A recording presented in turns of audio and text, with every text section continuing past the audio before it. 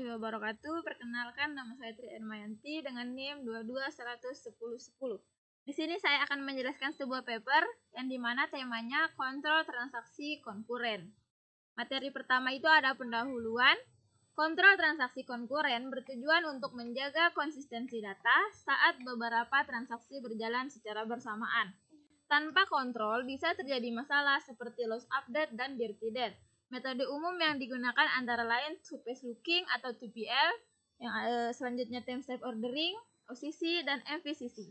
Pada sistem terdistribusi diperlukan protokol seperti two-phase commit atau 2PC. Dengan kontrol yang tepat, sistem tetap memenuhi prinsip ICID dan menjaga kedalaman data.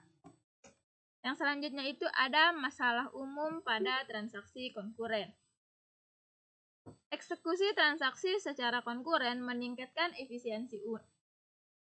efisiensi, namun berisiko menimbulkan masalah seperti loss update, dirty rate, dan repeatable rate, dan phantom rate yang dapat merusak integritas data. Selain itu, dapat terjadi deadlock, yaitu kondisi saling menunggu antar transaksi sehingga ada yang bisa lanjut. Permasalahan ini menegaskan pentingnya kontrol transaksi konkuren untuk menjaga konsistensi data dan memastikan sistem berjalan sesuai prinsip ICID. Materi selanjutnya itu ada metode kontrol konkuren.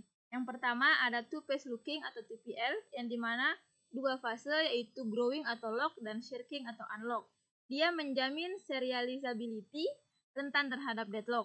Dan yang kedua itu ada timestamp ordering, yang dimana transaksinya diberi timestamp saat dimulai, eksekusi mengikuti urutan timestamp, dan yang terakhir itu hindari deadlock tapi berpotensi rollback tinggi. Yang selanjutnya ada nomor 3, optimistic concurrency control atau OCC, yang dimana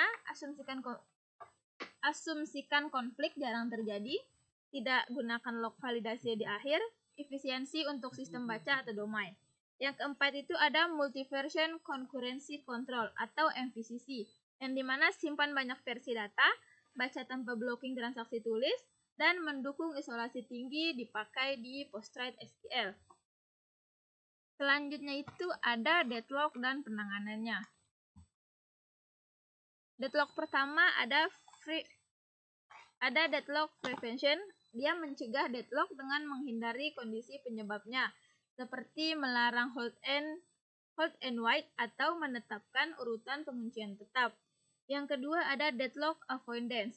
Dia menghindari deadlock dengan memeriksa kondisi sebelum alokasi menggunakan algoritma seperti wait die dan won wait.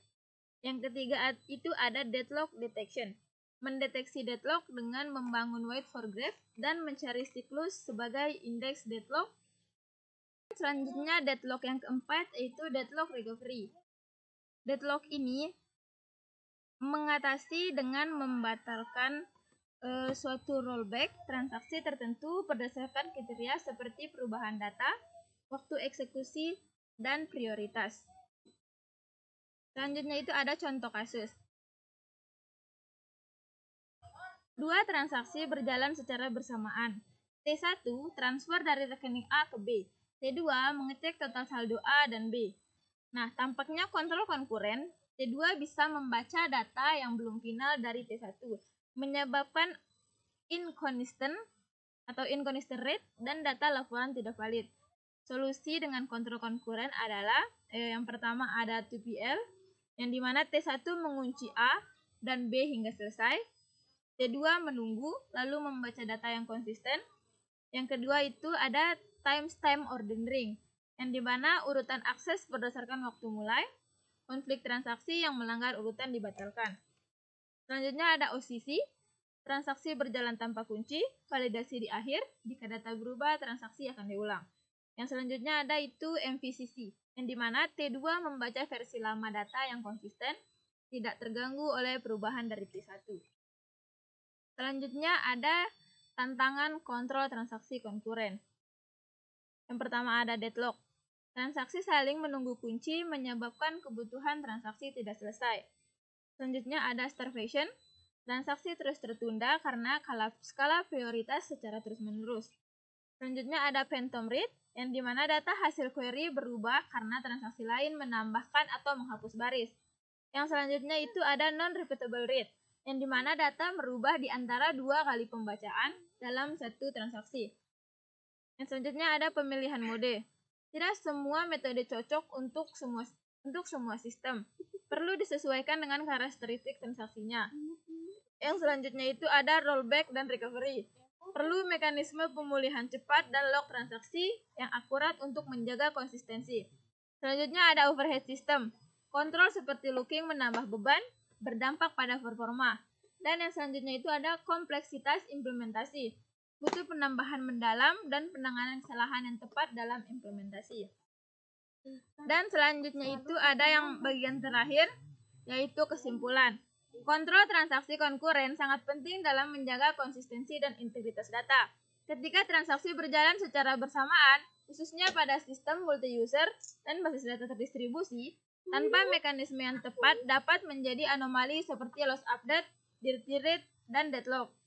Yang dimana berbagai metode seperti two-phase looking, timestamp ordering, OCC, dan MVCC dapat digunakan untuk mengatasi konflik transaksi. Setiap metode memiliki kelebihan dan kekurangan sehingga perlu disesuaikan dengan kebutuhan sistem.